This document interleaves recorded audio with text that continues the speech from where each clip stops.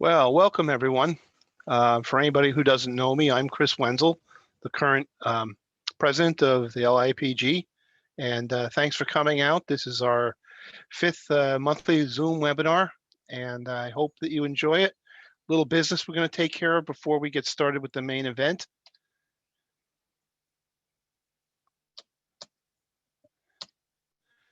Of course, we always like to thank our corporate sponsors for 2021. And we have two levels, Diamond and Topaz. Our sponsors this year are Cascade Environmental, PW Grosser, Alpha Analytical, EnviroTrack, ERM Consulting and Engineering, Island Pump and Tank, Regenesis, VHB, Engineers, Scientists, Planners, and Designers, and York Analytical. And we sincerely appreciate your continued support. So thank you, and if anybody is interested, you can go to the website directly, and if you're having trouble finding it, you can always go to the LIAPG website, and there's a scrolling banner there of our corporate sponsors, and if you click on their logo, it will take you to their website. A little bit about upcoming events. We're going to continue to have these Zoom meetings monthly throughout the remainder of the year. We have one more date in Q3. That's the 17th of June. We'll have Dr. Rob Darling from Cortland talking about, he's a hard rocker. He's talking about mineral inclusions in the largest garnets found in Gore Mountain, New York. That's going to be a good talk. On the 22nd of July, we have a professor from CUNY in Staten Island talking about cultural geology of Staten Island. That's a good one. These are all posted on the website, so if you want more details, I encourage you to go there. You can read up on it and see if it interests you. The June and July and the August events, all the registrations will open on the 1st of that month. So stay tuned. You'll see an announcement coming out. On the 19th of August, we have Cascade Environmental is doing a presentation on remediation of DNAPL. That's going to be a good one also. And we are, as I say every time, we're looking for speakers to continue this. We need 4 more speakers for September, October, November, and December. If you're interested, please get in touch with me. Our contact information is on the website, but we like to keep the content of these interesting and provide a lot of variety. So if you have something you want to talk about, please step up and get involved. Do one of these. It's not that hard. We're talking about at this point, given the progress we've made with COVID, at planning some fall field trips. Those are in the planning stages, but you'll be hearing more about them. And of course, our board meetings meet monthly on the first Monday of every month.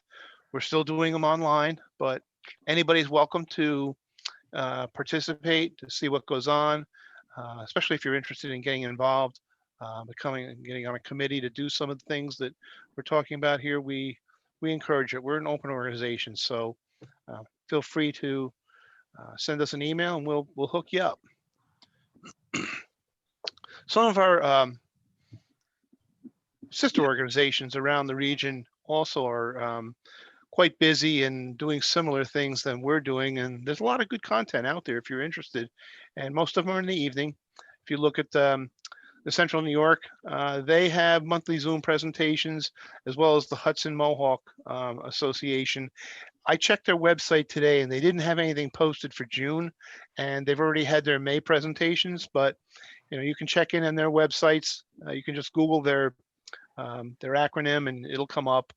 AIPG has we're competing with them tonight on a focused remediation seminar, and Pennsylvania Council of Professional Geologists, they have several webinars already posted. Some of them they're pay, but interesting topics. I'm particularly interested in the Mars sample return science. That's going to be a cool one. So, we're not the only game in town, and if you're interested in doing these kind of webinars at night, there's a lot of things you can do out there. So we're going to go right to the main event here, and we have Alana Miller from Regenesis.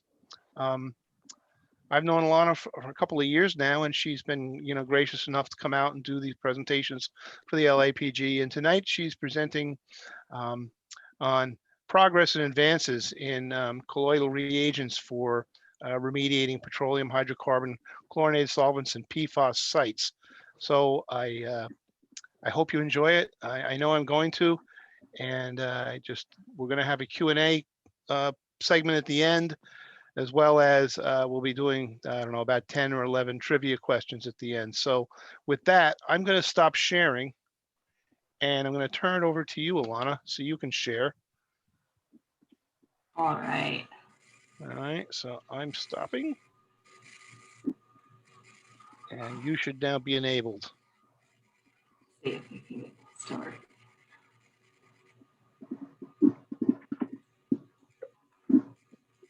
All right, are you all able to see my screen here? Yes. Okay, wonderful. Well, thanks so much, everybody, for joining tonight. And Chris, thanks so much for putting this together, and the LIAPG in general. As Chris said, my name is Alana Miller. For those of you that don't know me, I work with Regenesis as the Northeast District Manager. And tonight's presentation will focus on colloidal reagents and how they can be used for treatment of petroleum hydrocarbons, chlorinated solvents, and PFAS at various kinds of sites. So just take 2 seconds just to talk about Regenesis. In case you're not familiar with us, we've got kind of 3 major sectors to our company. The first is our remediation technologies, the actual in situ remediation products. We've got a full suite of different products of all different sorts. We also have our remediation services division that does turnkey site applications. And then our land science division that deals with vapor mitigation products. And like I said, we have a whole suite of different technology classes, but tonight's focus will be on colloidal reagents, specifically zero-valent iron for in situ chemical reduction, and colloidal activated carbon for in situ sorption and biodegradation. If you're curious, feel free to go to our website, and we've got a nice list of different contaminants of concern and what reagents we have that are compatible for treatment of those different contaminants. So I know some of you have probably seen some of these products, but just want to give 2-second little background on what all of these products actually are, just general background on them. So these first 2 on the left, the PlumeStop and Petrofix, are colloidal reagent suspensions of activated carbon that's been milled down to about 1 to 2 microns in size. They have some key differences though. The PlumeStop has an organic polymer that helps with the dispersion of it in the subsurface. It's also, we do design and application turnkey with our remediation services team, versus the Petrofix does not have that organic polymer for dispersion in the subsurface to the same extent, but you can both self-apply it and design it yourself using our online design tool if you'd like. Of course, we also have our team of experts who are always happy to help out with any site assessment you've got. Then lastly, sort of a different type of reagent here, the S-micro ZVI is similar size particle, about 2 to 3 microns in size, but instead of activated carbon, this is a zero-valent iron with an iron sulfide coating in a glycerol suspension, so used primarily for treatment of chlorinated solvents. And we've seen all different types of sites and use these reagents and combinations of them for dry cleaners, gas stations, manufacturing sites, DoD type sites, primarily for chlorinated solvents and petroleum hydrocarbons. But of course, recently we've been also seeing an uptake in PFAS sites, and we've actually done a handful of field implementations for PFAS sites as well. So this is kind of our general philosophy on what is important when thinking about what sort of in situ remediation strategy might make the most sense. First things first, what is its reactivity with the contaminants of concern at your site? How quickly will those reactions take place, and is it just chemically suitable for the site? The second is the ease of use. You know, if something's chemically compatible, but you can't get it in the ground, it's not much use to you. The third thing is how well does it distribute in the subsurface? For most all in situ applications, you know, the analogies made, it's a contact sport, right? Whether that's any of these products or really any other. So having good distribution in the subsurface is always key. And the last thing here being persistence, which certainly helps when you're talking about long-term treatment and you know, not seeing that continued increase in concentrations over time. So what are colloidal materials anyway? You know, I think the term gets thrown around a lot, but essentially these are engineered products where we have solid particles suspended in a liquid. By far the most critical element of this is the size of the particles to be able to stay in a stable suspension.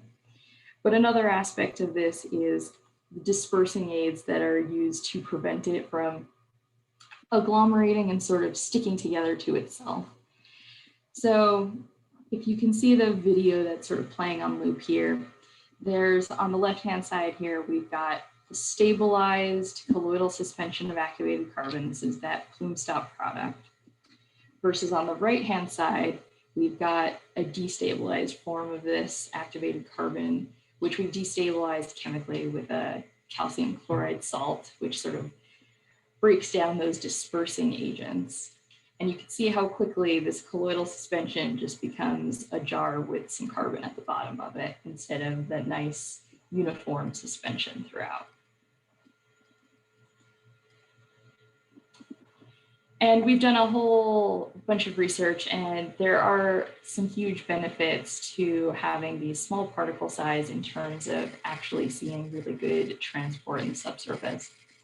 So on the left there, that little animation that ran through, this was a time lapse of, I think, something like 90 pore volumes going through this column, primarily sand, where PlumeStop was applied. You can see it gets kind of a nice even coating across this column, and it does not wash through even after 90 something pore volumes of water going through here. Versus on the right-hand side, we're seeing this is the same column of sand, but instead with powdered activated carbon that's just not able to really navigate through those soil pore throats since the size is just too large to really get through there. This is all gravity fed, so no pressure behind any of this. The picture to the right is a sandbox type experiment where we're looking at the distribution of the colloidal zero valent iron. And similarly, we're able to see nice dispersion in the subsurface without having to apply high degrees of pressure to get it in the ground. So what are the modes of action for the actual treatment when implementing colloidal activated carbon strategies? So first things first, you apply the colloidal activated carbon, whether that be PlumeStop or Petrofix.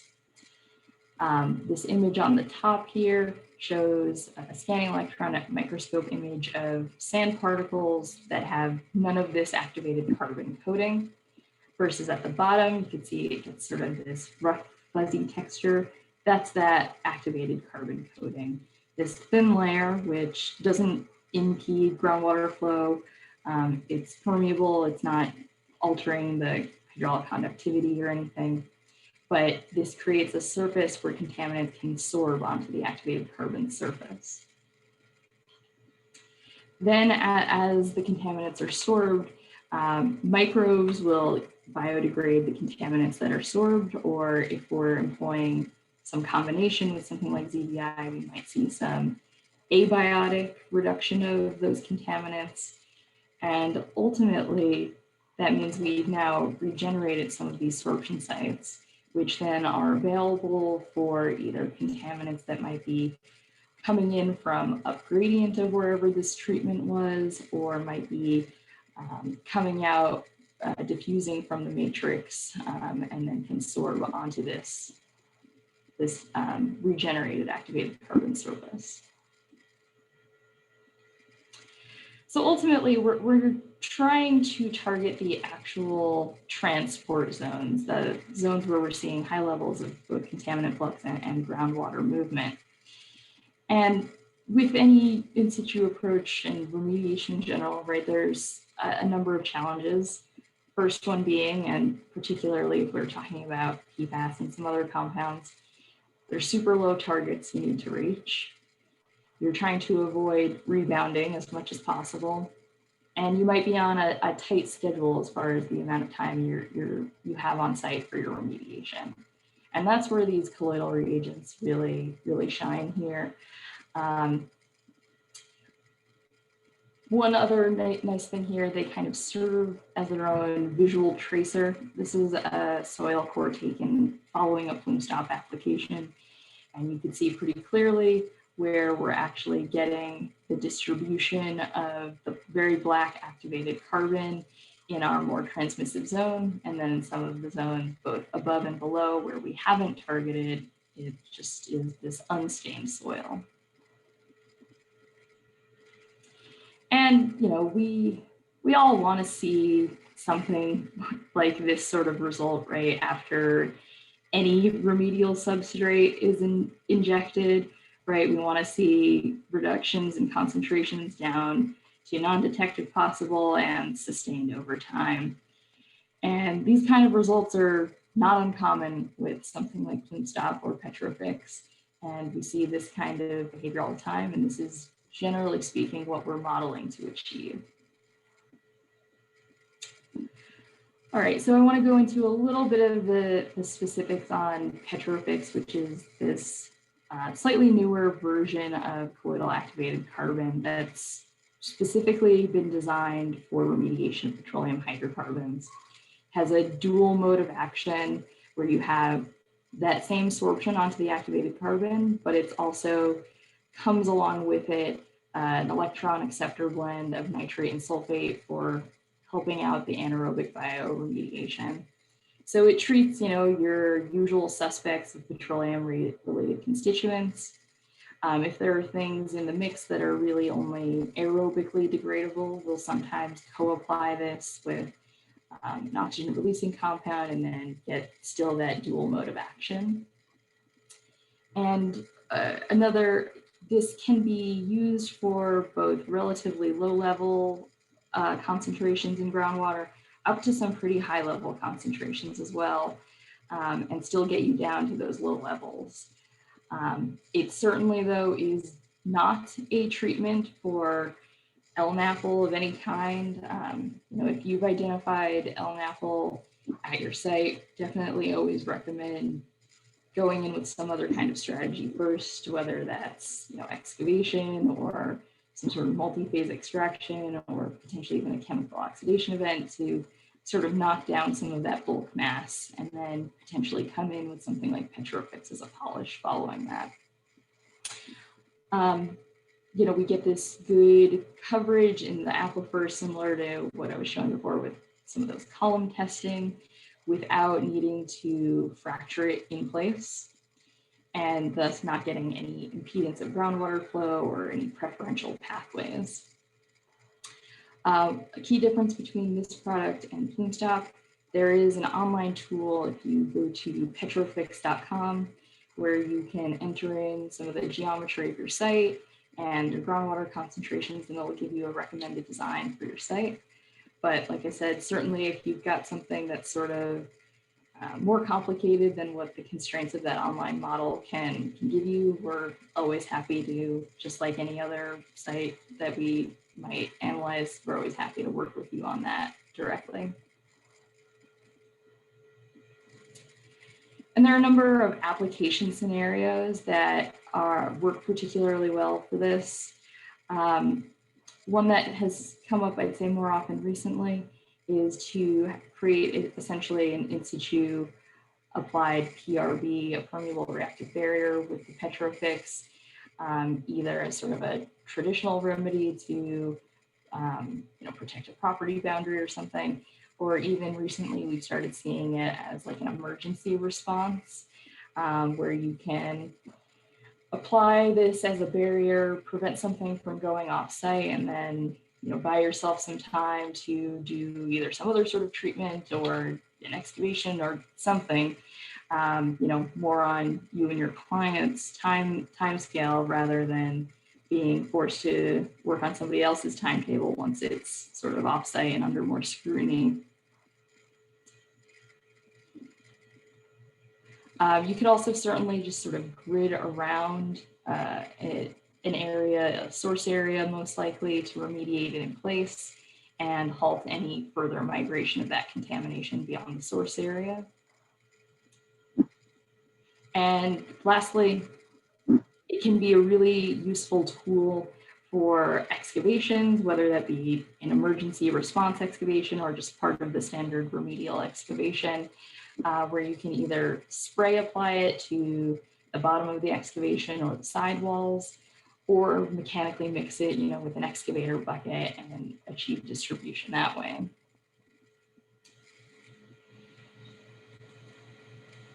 All right, and just, I figure we all kind of have a sense of what a geoprobe looks like at surface and injecting into the ground, but it might be nice for you all to see what this excavation application of something like this looks like.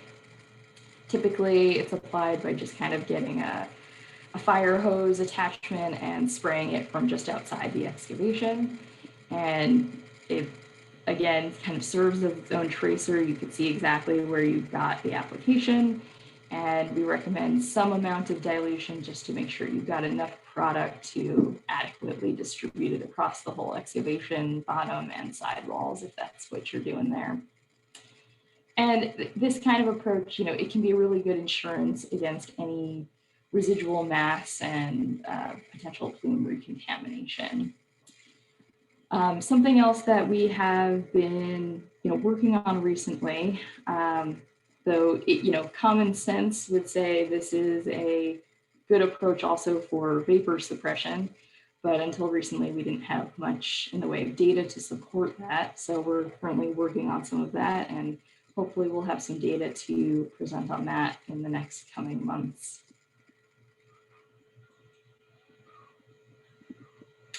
All right, so I wanted to run through here a case study of a site down in Virginia where we did this kind of treatment. This was a gas station site, as most of these Petrofix sites are. Virginia DEQ required that the owner do a site assessment, install the number of wells, and lo and behold, they go to gauge the wells and find 2 feet of LNAPL in one of the wells and a few inches of LNAPL on another well, sort of side gradient of the source area. So, like I said, this is not an LNAPL treatment, but the consultant went, they did monthly multi-phase recovery events and recovered as much of that free product as they could. After 3 continuous rounds of monitoring monthly without seeing any detectable LNAPL, it was agreed, we could move forward with a Petrofix groundwater remedy for this site.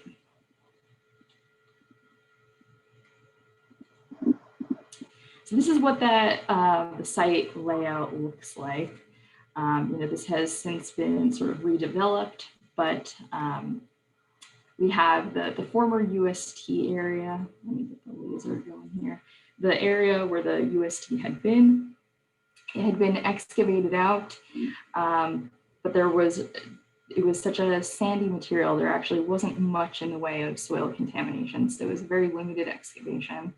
But they removed the tank, and following the NAPL recovery, we went in, and all of these black points are where we injected Petrofix. So we had sort of the primary source area, another area a little farther down gradient in the middle of the plume, as well as this barrier on the very far down gradient edge to really prevent any further migration from the area.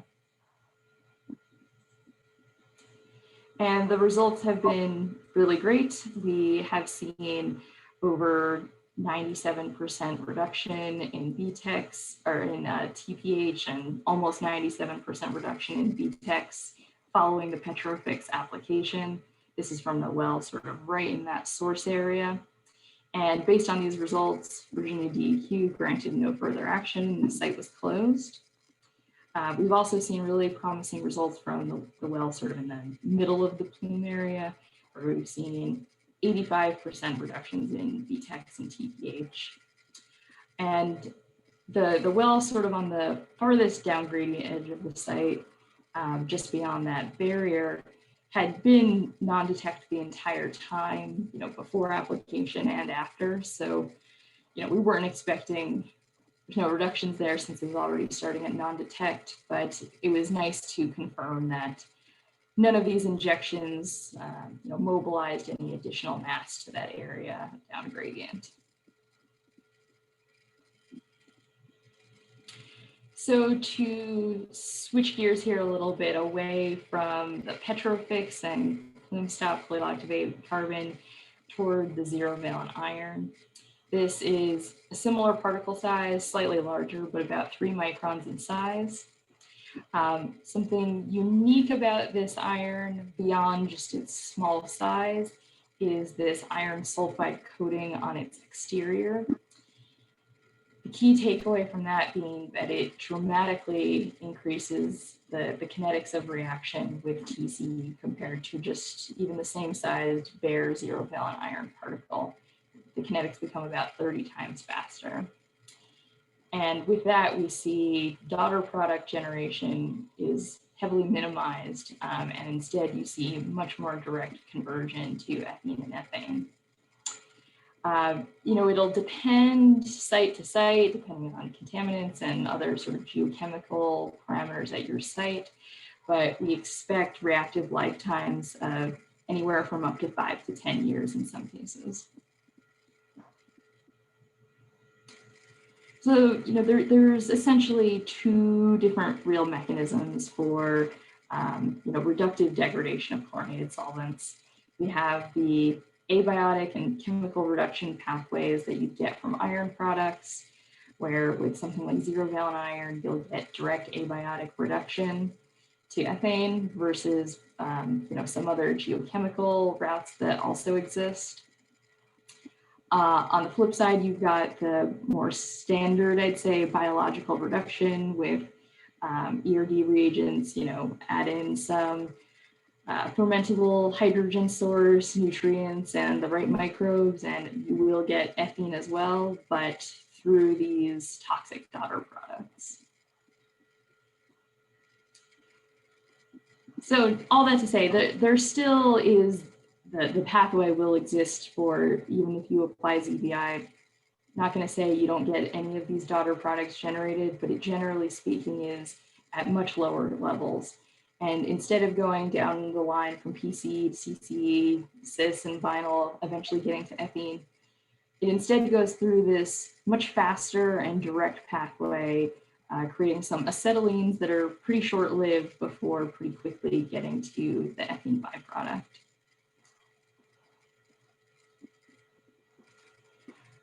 But the zero valent iron in general has really 2 main competing reactions. One being with the chlorinated solvents. This is the reaction we prefer happen, where the zero valent iron will directly react with, in this case, PCE. But the reaction pathway will always exist there for the zero valent iron to instead react with water, which is less preferred. It creates some hydrogen, which is somewhat helpful, but still less efficient than just directly reducing the chlorinated solvents. But as I mentioned before, having this iron sulfide coating on zero valent iron really kind of shifts the balance in terms of which pathway and reaction is more preferable and proceeds more readily. So this is some third-party research. I'd be happy to send along this paper if anybody's interested in digging down into this any further. But essentially, the goal of this study was to figure out if there was a way to maximize the reactivity of ZVI with contaminants rather than with water. And there's kind of, increased reactivity and faster kinetics will happen regardless of the coating if you have smaller sized iron particles. But in addition to that, this iron sulfide coating really means that instead of the vast majority of your iron reacting with water, you instead completely shift and the vast majority of the iron reacts with TCE. This is, lab scale, and certainly in the field, other pathways are going to present themselves, but it's pretty encouraging for the use of this when dealing particularly with PC and TCE as a mechanism for not generating daughter products to the same extent. So I wanted to run through another case study here. This one focused more on the zero valent iron. This was a site out in Redwood City in California. It was a super fast-paced redevelopment. They wanted to redevelop this site and start redevelopment in less than a year. So that was really the remediation timeline they were working with here. But I also wanted to share this site because it gives some good background on what we refer to as design verification testing, wherein we collect some additional data to kind of close some data gaps that are really essential for the inputs to our models and creating a good remedial design. So this is a really large site. On the right there is sort of a heat map showing the source area and sort of the main plume body. Some high mass to deal with in terms of chlorinated solvent concentrations. There were vapor issues to contend with, and all of that needed to be addressed before redevelopment was going to be allowed to proceed. So we targeted two main treatment areas, the hottest area, the source area, and then the main body of the plume through kind of two different remediation strategies. So the main source area was sort of at the bottom of the page there. And there had been an AST listed there, and that is the suspected source. So at that source area, they had conducted an excavation there to sort of just pull out as much of that hot contaminated soil as possible. And then we went in and did an injection with 3 microemulsion, sulfadated micro-ZBI and BDI, the dihalocoides, to really encourage this very enhanced biodegradation that was additionally augmented with the zero valent iron to beef up that biodegradation and see some abiotic reductions in chlorinated solvents. Then in the much larger general plume area, which extended a huge distance from that immediate source area, we did multiple barriers of PlumeStop along with that sulfadated zero valent iron. And there were a number of factors to contend with here. The initially assumed seepage velocity was more than 1,000 feet per year, which, we weren't even sure that I'm not sure we've ever realistically dealt with a site that has a seepage velocity that high. And we weren't quite sure, will we be able to sorb and capture and treat contaminants when groundwater is moving that quickly through an area? But ultimately, we wanted to confirm some of these assumptions and, further refine our models with that information. So first thing, our crew went out and did some continuous cores, trying to log where those most transmissive zones were so we could figure out if there was a more limited area that needed to be targeted vertically. The consultant also did some penetrometer testing and membrane interface probe to try to just better delineate the plume. But what I really wanted to touch on here are these PFMs, or passive flux meters, that we installed.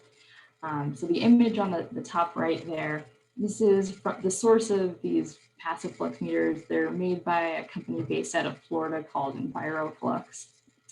And essentially, it's essentially a sock of activated carbon that gets inserted into wells, and then you can get a sort of vertical resolution on both Darcy velocity and groundwater, the contaminant mass flux, with some really nice vertical resolution at different well points.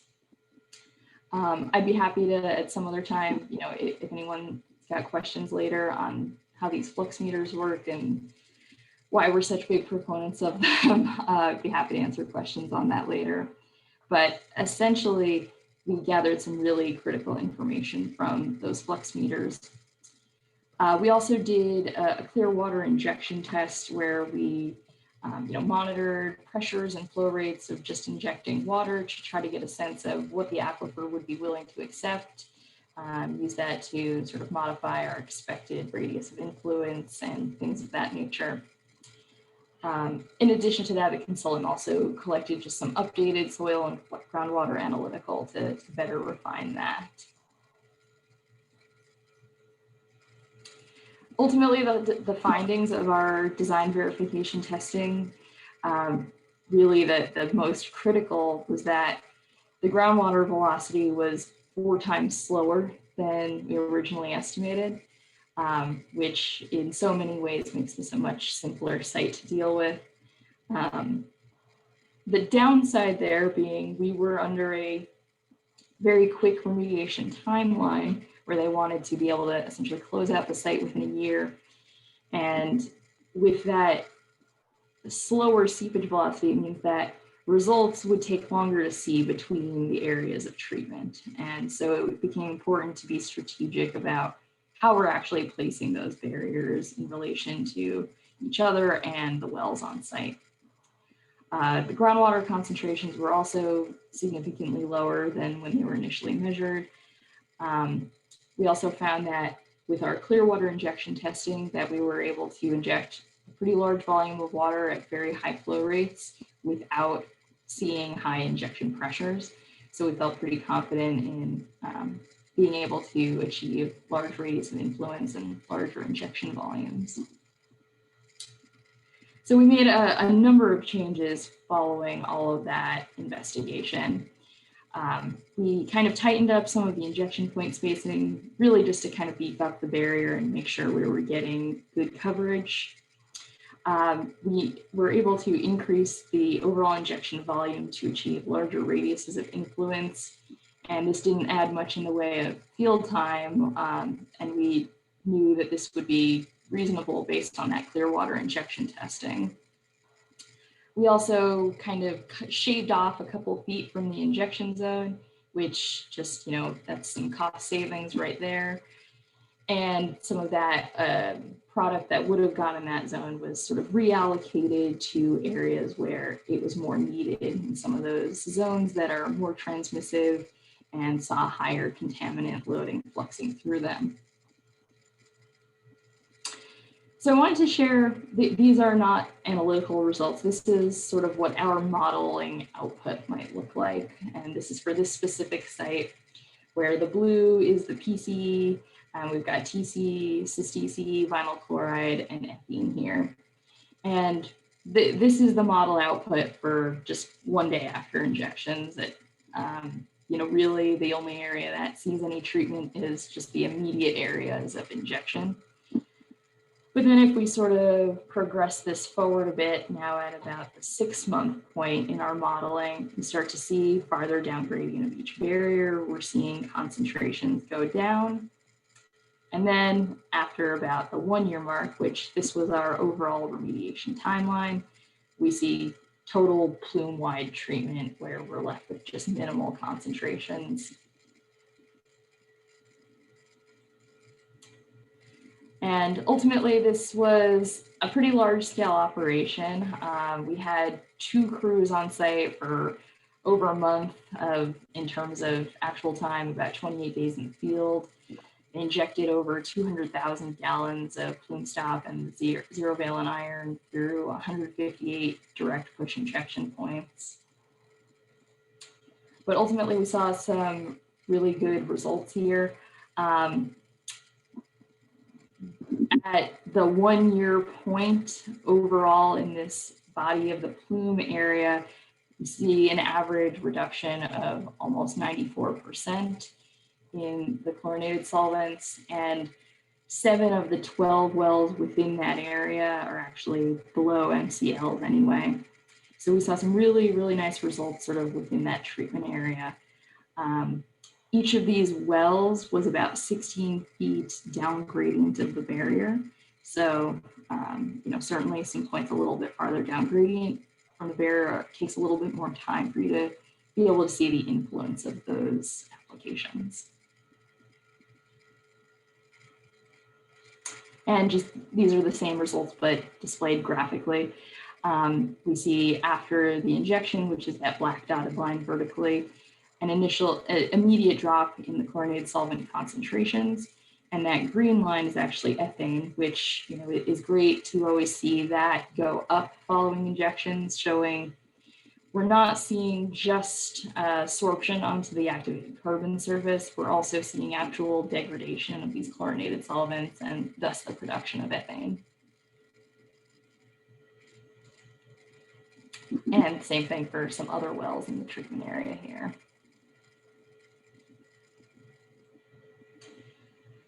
All right, so once again, this is the final sort of component of the presentation here is on PFAS compounds. I assume we've all here, anybody who's on this call here has heard a whole lot about PFAS, and I'm not going to get into any of the real nitty-gritty chemistry of any of it, but we all know this is a huge issue we're all going to be faced with as practitioners, and there's no natural degradation mechanisms. And down here in New York, we're looking at some really low levels that need to be achieved. So it's certainly an area of concern. And our kind of philosophy on this is that we can potentially use something like PlumeStop to protect sensitive receptors from PFAS, whether that be using it to treat a source area to prevent that from continuing to migrate and create a larger plume, or to strategically place barriers to protect some sensitive receptors, whether that be surface water bodies or neighborhoods, or sort of from a more liability perspective at property boundaries and things of that nature. And the logic behind that sort of methodology being, if environmental risk is hazard times exposure, the hazard of course being PFAS and groundwater, if we can cut off the exposure pathway, then we've mitigated this environmental risk. So in addition to these small particles being well equipped to just navigate through soil pore throats, they also have much better sorption kinetics, as you might expect. The intraparticle diffusion, as in the way that these PFAS compounds are going to actually sorb onto the carbon, the speed at which that happens on large and small sizes of activated carbon is essentially the same. But on a small sized activated carbon particle, you have much more available surface area for sorption immediately. So if you have a large carbon particle, it takes a long time for contaminants to make their way inside to some of the other available surface area. And here's a slide showing, this is some work that was done out of the Colorado School of Mines a couple of years ago. And essentially what they did is they took different sizes of activated carbon, milled it down to appropriate sizes. And then over the course of a month, they mixed those different sized activated carbons with, in this case, I believe this was PFOS. And in solution, over time, they then took measurements of how much of the PFOS was left in the water in those beakers compared to how much was there initially. So you can see that the vertical scale here is actually a log scale even. And over time, the largest size activated carbon, which is that bright pink at the top, sorbs essentially none of the PFAS. Then as we sort of get down toward the bottom here to that peach colored line at the bottom, which is an activated carbon of about 50 microns in size, you see it absorbs a decent amount of it within the course of a couple days. So much quicker and much more of the PFAS is absorbed onto this smaller activated carbon particle. And this is already even, much larger than the activated carbon we're talking about with something like PlumeStop, which is 1 to 2 microns in size rather than about 50 microns in size.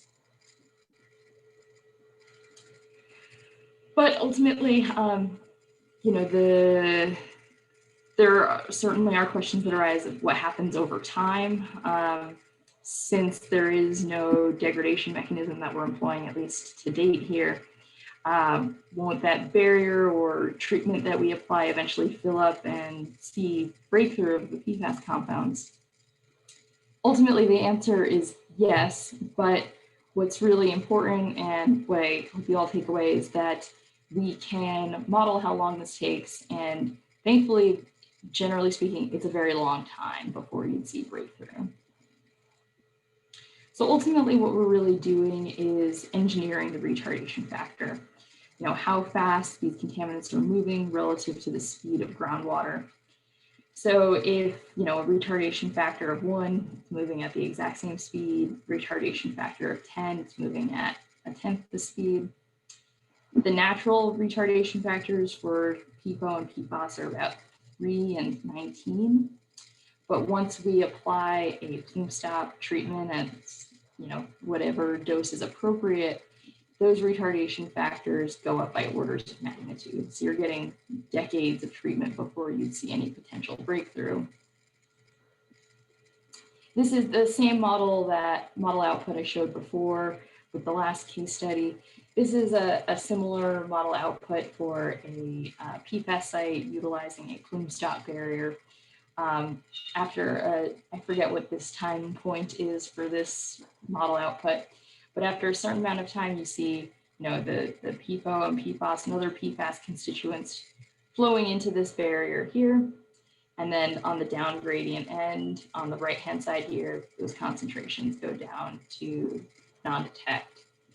And ultimately, what we're doing in these models is incorporating the specific PlumeStop isotherm parameters for all of these different PFAS compounds, as well as any other contaminants or just organic carbon matter that is present in the groundwater that might also sorb onto the PlumeStop particles. And we have a dynamic competitive sorption model that we utilize to predict the longevity of a specific dose. And then we can then even optimize that dose based on the desired longevity and site goals. So I wanted to present to you one last case study here. This was the first PFAS site, at least that we know of, at least that we applied PlumeStop at as a treatment. Who knows how many other sites where we applied PlumeStop before this actually had PFAS that just nobody sampled for. But in any case, we've got some good data for this one, and now multiple years of data from when this first was applied.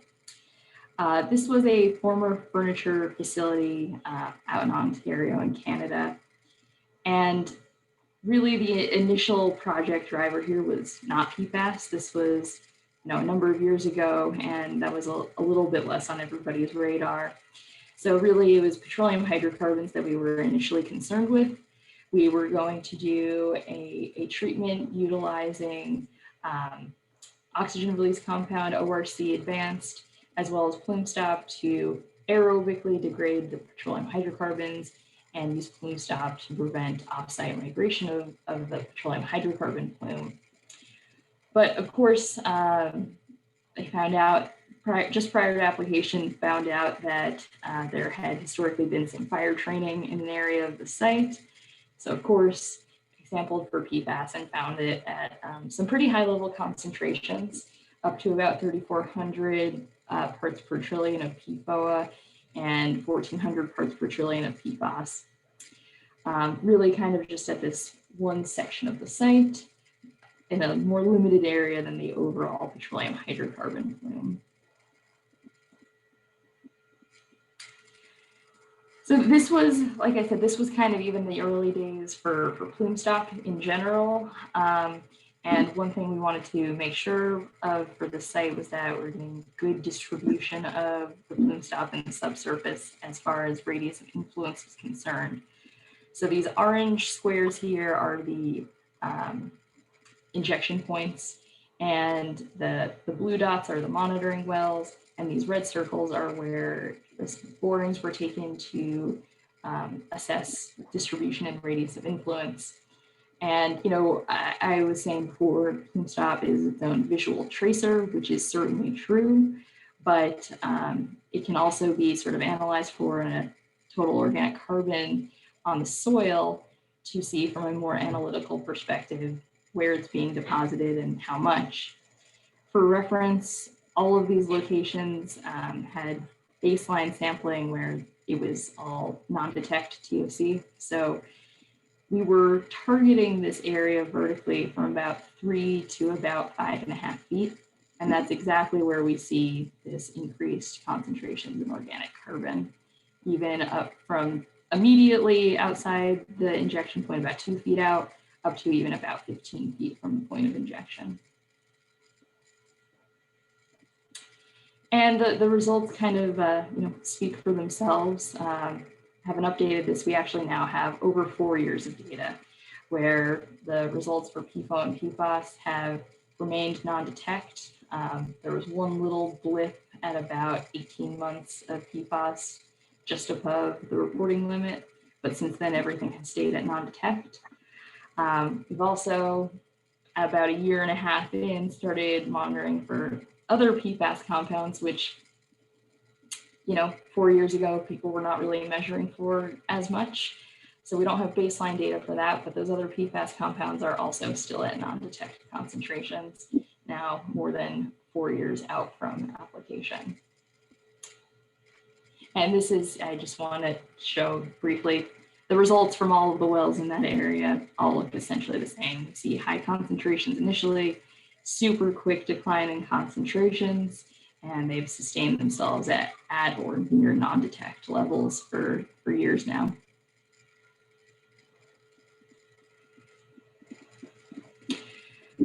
So overall, this, you know, quote unquote accidental site, since we didn't realize we were going to be designing it for PFAS treatment, but ultimately it succeeded in doing that. We were seeing really good sort of just distribution of the colloidal activated carbon in the targeted injection zone with radius of influence up to about 15 feet or 5 meters. We're still, you know, after more than 4 years now, non-detect levels of all the measured PFAS compounds, as well as, you know, the initial project driver and regulatory concern here was still really the BTEX and the TPH here, which thankfully those are all still below the regulatory limits after 4 years. And wanted to bring up, there was some third-party modeling that was conducted for this site to essentially see how long this PlumeStop treatment would last for the PFAS constituents. And if you're interested in reading about that, there's been a number of actual peer-reviewed journal articles on this site. Be happy to direct you guys to these resources. Long story short, the models predict that this will last for a very long time, decades and decades and decades before any potential breakthrough is seen of PFAS compounds. And sort of some back of the envelope numbers just for a gut check on costs here. The top being the actual price of this treatment in terms of the PlumeStop, and the actual application cost for doing it was about $73,000. The bottom here being sort of back of the envelope calculations done for what is, generally speaking, the only other realistic viable option for groundwater treatment of PFAS being a pump and treat system, which would, you know, including all of the ongoing operation and maintenance over 20 some odd year period, we're talking over $1 million. So certainly some cost savings from this type of approach compared to the other options that are really available on the market these days. So overall, we've seen at a whole bunch of sites now really good. Certainly, we've applied PlumeStop now at hundreds of sites, and we see really good distribution of that colloidal activated carbon in the subsurface, as well as both Petrofix and the micro-ZDI, where we're seeing really good results at all these sites. We're seeing for PFAS at the site, this furniture site in Canada, sustained reductions of both PFAS and TPH over 4 years. It's anticipated that this will last, 50 plus years in terms of treatment for PFAS. And it's a really nice low cost alternative for remediation for, standard chlorinated solvent, petroleum hydrocarbon, but also these emerging contaminant sites as well.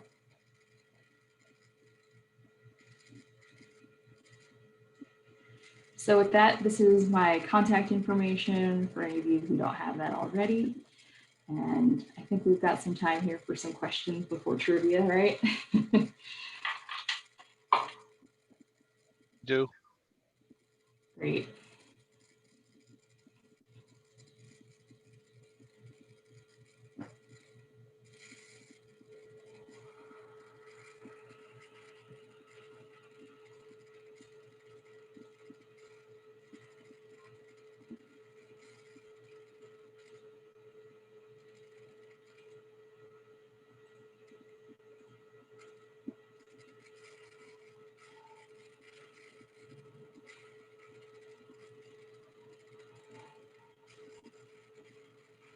Well, not too many questions, Alana. Covered it all, right? If you said it, I missed it. But with PlumeStop in particular, the design that I'm experienced with is to go 10, 15, 20 years. But what I've been told by your colleagues is that should breakthrough occur, re-injections can be done a couple of times where Regenesis wouldn't feel that it would compromise the hydraulic conductivity, correct? That's absolutely right. And in some cases, we'll even, just to, make sure we can do that field distribution monitoring and all of that, if it's anticipated that 20 years down the line, you might have to do some re-injection, we'll specifically try to do our initial injection maybe 10 feet farther up gradient from where it might realistically be needed, so that you could come back in, say, 20 years, re-inject, and still have all that visual confirmation on the unadulterated soil that's down gradient, and still get good capture zone.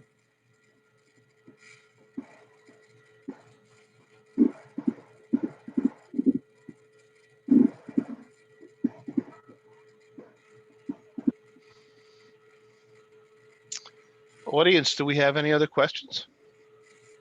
Yeah. Hey, Alana, this is Gene from URM. We're looking to use Petrofix at a formal oil and gas terminal, and the property changed hands, and there's a potential that the new owner is going to do some excavation work in the areas that where you apply the Petrofix. And I know we were wondering if we can apply it. I saw that one slide that you had where they're sprayed it on the sidewalls and everything. I mean, I'm just curious to hear more about that. I mean, that's just essentially a barrier to prevent any groundwater flow that comes back into the area of excavation from being impacted? I mean, talk. Yeah, definitely. That's sort of the primary goal, and certainly, if you were doing an excavation where you try to remove as much of the heavily contaminated material as possible, but if there's any areas where for whatever reason you couldn't continue to excavate as far as you realistically wanted to, that would be an area where we'd say beef up the amount of Petrofix that's going in that area. since likely on the other side of that sidewall or at the bottom of the excavation there's still some contaminated mass in either the soil or groundwater that you'd want to address. But yeah, it's a nice kind of polishing method. You know, you excavate the bulk mass, but want to make sure any residual groundwater components are treated in place.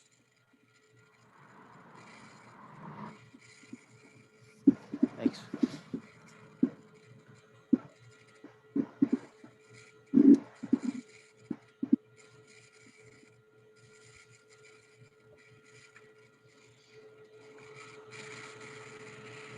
Anyone else?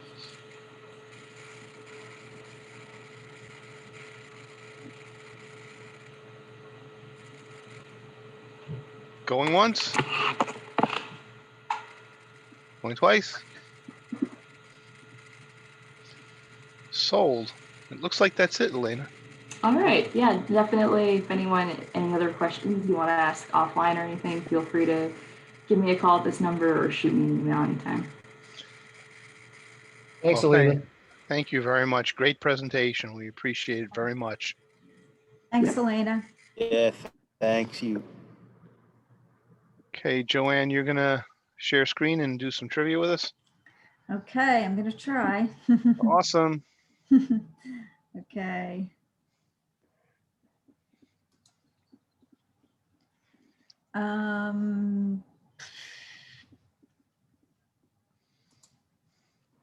Whoops. Maybe not, Chris. So which, let me see. Hmm. I thought I would just hit the poles. Isn't that what I do here? Yeah, it's at the bottom. Yeah, yeah. At the See if bottom in I your can control bar, it says polls. Yeah. Okay, can everybody see that? We're looking at a web page for Zoom right now. Might be on another Okay. screen or something. Maybe. Yeah, hold on one second. I don't believe you need to share, Joanne. Just click on I polls. think that's, yeah, I think that's There what you we did go. last time. Yeah. Yep. Okay, you kind of threw me with that. Doesn't take Oh, much. I'm sorry. Okay, that's okay. I got it. All right. Okay, people. So, can everybody hear me? We can. Okay. So here's the first question. Can everybody see that? Hello? Yes, Yep. we do. Okay, cool. Thank you. Okay. An agate is a form of what mineral? And we have music this time, so you have 15 seconds, people. So the choices are magnetite, feldspar, quartz, or copper.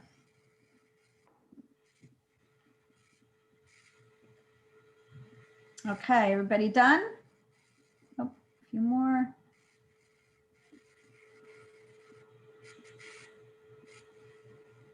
Okay, is everybody all set? Okay, and the answer is quartz. Can you see the results? There you go. So 78% got it right. Good job. Okay. So, whoops. Sorry, hit a wrong number, wrong button. Okay.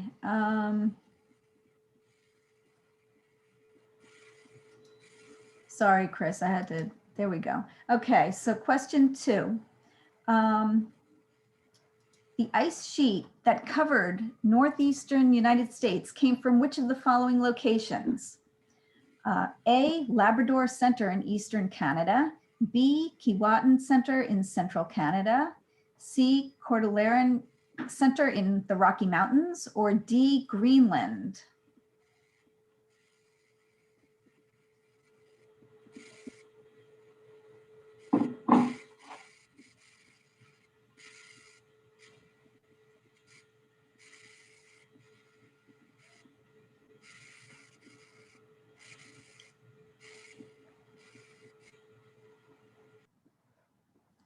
Okay, is everybody done? Looks So we have about 9 answers. Anybody else? Okay, and the answer is, whoop, people still changing questions, changing answers. Okay, you ready? The answer is A, Labrador Center in Eastern Canada. So 60% got it right. Very good. Okay, so question 3. Of the following, the rock that is the most, the rock that is the most resistant to both chemical and mechanical weathering is A, shale, B, limestone, C, marble, or D, quartzite.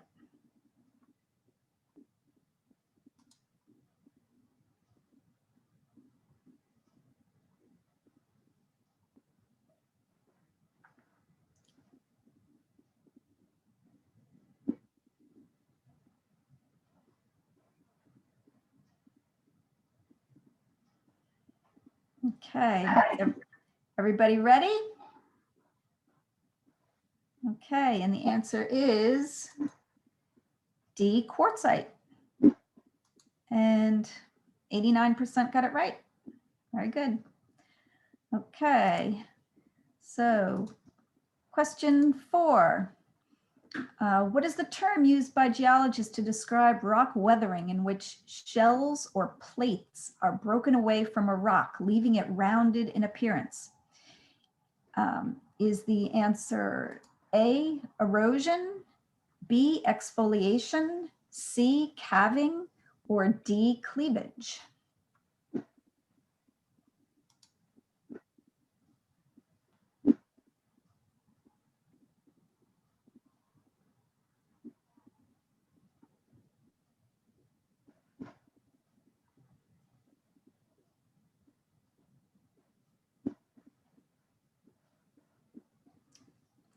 Okay, is everybody ready? Okay, and the answer is B, exfoliation, and 56% got that right. Okay. All right, question 5. What describes the entire solid earth realm and is composed of mineral matter? Is it A, the biosphere, B, the mesosphere, C, the lithosphere, or D, tectonic plates?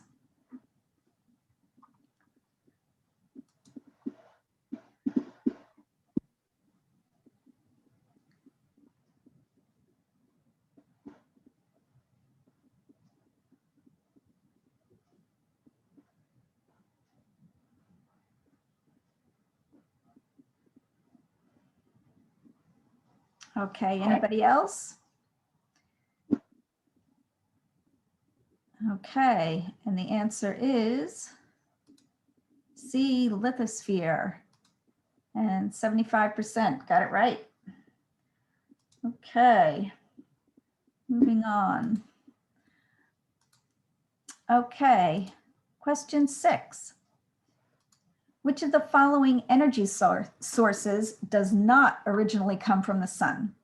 Is it A, wind, B, ocean thermal energy conversion, C, geothermal, or D, hydroelectric?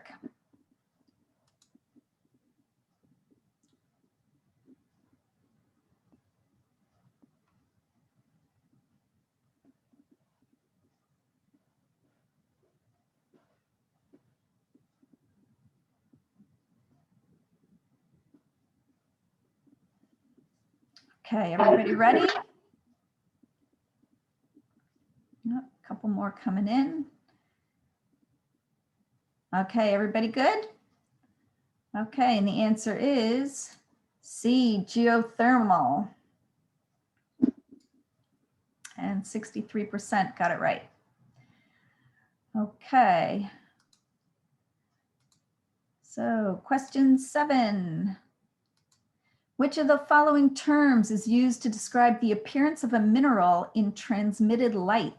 Is it A, diaphaneity, B, translucence, C, opaqueness, or D, porosity?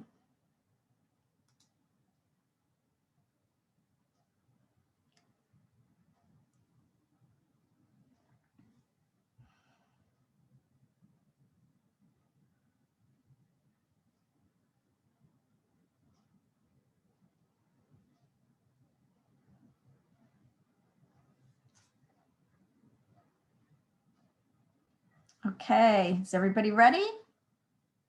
Oops, I lost my mouse there for a minute. Okay, so the answer is A, diaphaneity, and nobody got it right. Isn't that crazy? So I didn't either. Okay, so that was like the booby question. Okay, the next question, moving on. 8. Which one of the following minerals does not contain silica tetrahedrons? Is it A, quartz, B, muscovite, C, halite, or D, orthoclase?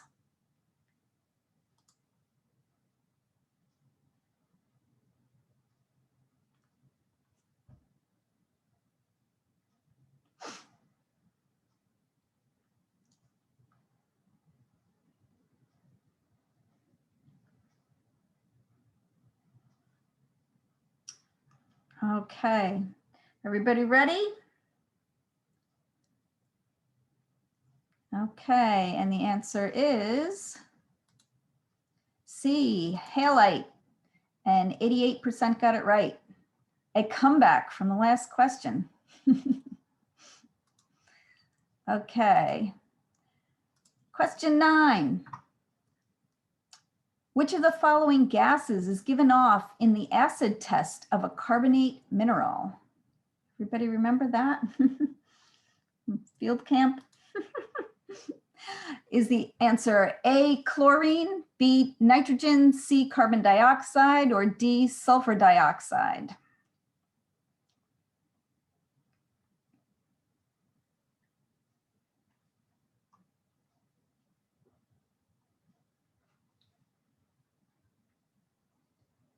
Okay, anybody else? Okay, and the answer is C, carbon dioxide, and 50% got it right. Okay. And question 10. Okay, this last question, well, we just have a bonus question after this. So the question is, this sedimentary rock was used to build the Pantheon and the Colosseum. Is it A, marble, B, travertine, C, quartzite, or D, ironstone?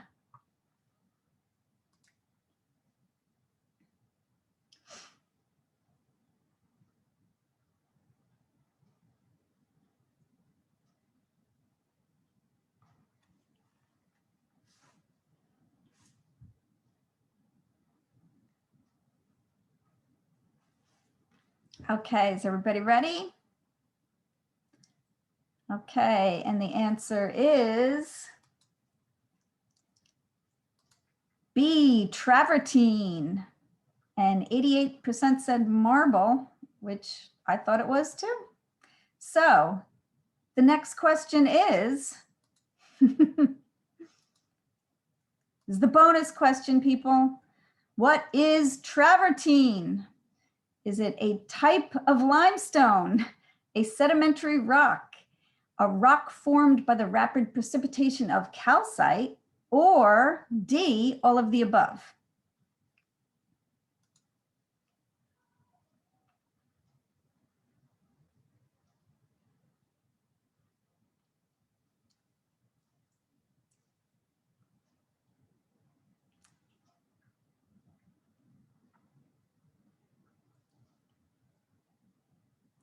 Okay, ready? Okay, and the answer is D, all of the above. So who was the smart person that got travertine right? There was only one of us, I think. And it wasn't me. Anybody taking credit for that? Joanne, I thought there were 6 people that got it right. 6 people that got travertine right? It looks like it on my results. Oh, wait a minute. I'm sorry. No, I mean, I'm sorry. I meant on the previous question that what was the Colosseum made of? Only one person got it right, that it was travertine. So I want to know who got that question right. I don't know if I actually pressed the button, but I was telling my husband that I thought it was travertine and took a guess. So I'm not quite taking credit for it. Nobody else is fessing up yet. So you're the winner. Since you're the only one that spoke up, you're the winner tonight. Winner, chicken dinner. Oh, what do you got? By default. By default. Hmm. Okay, well, that's it for tonight. All right. Thank you, So, Joanne. And Yeah, good questions, Joanne. Okay, good. yeah, Thank you, definitely. Alana. Yeah, thank you, Okay. Alana. Appreciate it. Absolutely. And thank you, everyone, for coming out. Okay. Appreciate it very much. We'll see you Have a next good month. night. Okay, take care, everybody. Thank you all.